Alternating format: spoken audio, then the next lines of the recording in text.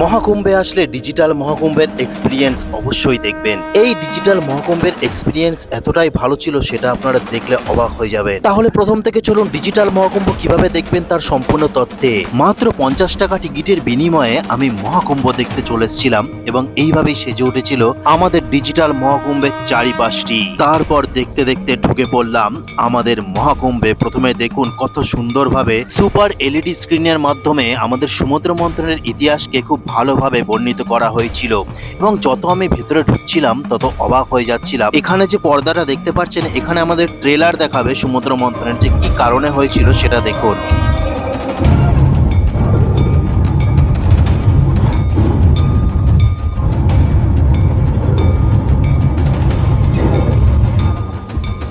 এটি ছিল মহাকুম্ভের ঐতিহাসিক ট্রেলার এবং আমি যখন ভেতরে ঢুকলাম তখন বিরাট একটি মহাদেবের শ্রী বিগ্রহ ছিল। সেখানে সত্যি দেখে মুগ্ধ হয়ে গেছিলাম যে এত বড় মহাদেব আপনারা দেখতে পাচ্ছেন। সেটি দেখার পর আমি ভেতরে প্রবেশ করলাম এবং এখানে সম্পূর্ণ সমুদ্র মন্থনের ইতিহাস, যেটি একটি সুপার প্রজেক্টের মাধ্যমে এআই ভিডিওর মাধ্যমে আমাদের সম্পূর্ণ সমুদ্র মন্থনের ইতিহাসকে দেখানো হচ্ছিল। দেখতে পাচ্ছেন সমুদ্র মন্থন চলছে দেবতা ও অসুরদের মধ্যে। তারপরে যে হলাহল নামক বিষ উঠেছিল সেটা দেখুন মহাদেব পান করেছিল, নিজের কণ্ঠে ধারণ করেছিল এবং তারপরে যে রত্ন উঠেছিল সেই রত্নের মধ্যে আপনারা জানেন সবাই ইতিহাসটা কি, ভগবান বিষ্ণুর ছলনার মাধ্যমে এবং তারপরে যে অমৃত পড়েছিল 4 ফোঁটা, সেটা এই ভারতবর্ষের এই 4 জায়গায় পড়েছিল। তার থেকেই শুরু হয়েছিল কিন্তু মহাকুম্ভ। সেটা আপনারা সম্পূর্ণ এই প্রজেক্টের মাধ্যমে দেখতে পেলেন। এবার আমি ভেতরের দিকে চলে যাব, সম্পূর্ণ দেখাবো। এইখানে প্রজেক্টের মাধ্যমে দেখানো হচ্ছে যে কোন কোন জায়গাটায় অমৃত পড়েছিল সেটা দেখুন। তারপরে আমি যখন ভেতরে গেছিলাম তখন এখানে একটি প্রজেক্টের মাধ্যমেই আমাদের মা সরস্বতী ছিল। তারপরে এখানে ঝর্ণার একটি দৃশ্য ছিল। আমিও এখানে কিছুক্ষণ দাঁড়িয়ে একটু ভিডিও করছিলাম আপনাদেরকে দেখাবার জন্য, ফিলিংসটা আনানোর জন্য যে 50 টাকার মধ্যে এত সুন্দর দৃশ্য হয়তো কেউ দিতে পারবে না, যেটা ডিজিটাল মহাকুম্ভ আমাদেরকে দিয়েছে। তারপরে আরও ভেতরে যাওয়ার পর অনেক কিছু দেখার বাকি আছে বন্ধুরা এখনও। দেখুন সম্পূর্ণ কাশী বিশ্বনাথ, যেখানে গঙ্গা নদী বয়ে চলেছে। তারপরে আমাদের মহাকুম্ভের ইতিহাস এবং নাগা সাধুদের সমস্ত চিত্র এখানে অঙ্কন করা ছিল, তাদের ঐতিহাসিক নিদর্শন এখানে পাওয়া যাচ্ছিল সমস্ত কিছু, সেটা আপনারা পরিষ্কার দেখতে পাচ্ছেন। এইবার আমি মূল বিষয়ের দিকে এগিয়ে যাচ্ছিলাম যে মহাকুম্ভ কেন হয় গ্রহ নক্ষত্রের মিলনে।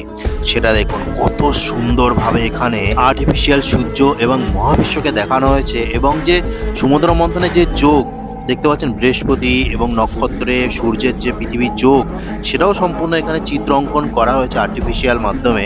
সেটা আপনারা এত সুন্দর দৃশ্য এখানে না আসলে উপলব্ধি করতে পারবেন না বন্ধুরা। এরপর দেখুন ঋষিগণ কিভাবে ধ্যানের মাধ্যমে ঈশ্বর প্রাপ্তি করতেন সেই চিত্রেও অঙ্কন করা হয়েছে।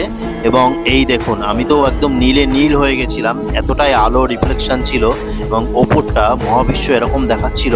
ওখান থেকে বেরিয়ে আসার পর এরকম আপনি গেট পাবেন একটি, এখানেও সুন্দর সুন্দর চিত্র অঙ্কন করা ছিল আমাদের বিভিন্ন তীর্থ স্থানগুলির। এবং আমি যখন এগিয়ে যাচ্ছিলাম তখন বহু মানুষ এখানে জমায়েত হয়েছিল, তার কারণ নারদমণি সবার ভবিষ্যৎ বলে দিচ্ছিলেন এআই এর মাধ্যমে।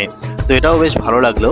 তারপরে দেখুন এইভাবে একটি বড় বই ছিল যে কুম্ভে আমাদের মহাকুম্ভের কোথায় কোথায় কোন কোন টেক্সটে উল্লেখ আছে তার বিবরণ পাওয়া যায় এবং অডিও কিভাবে বৃহস্পতির যোগ সেটাও আমি দেখছিলাম। তারপর আমি আবার ফিরে এসেছিলাম এআই এর মাধ্যমে যে নারদমণিকে তৈরি করা হয়েছিল সেটা দেখতে। তারপর আমি যখন আরও ভেতরে চলে গেছিলাম তখন এই দেখুন সুপার প্রজেক্টের মাধ্যমে আবারও মহাকুম্ভের সুন্দর দৃশ্য, কত শত শত লক্ষ লক্ষ কোটি কোটি মানুষের জমায়েত, সম্পূর্ণ বিবরণ এখানে দেওয়া হয়েছিল।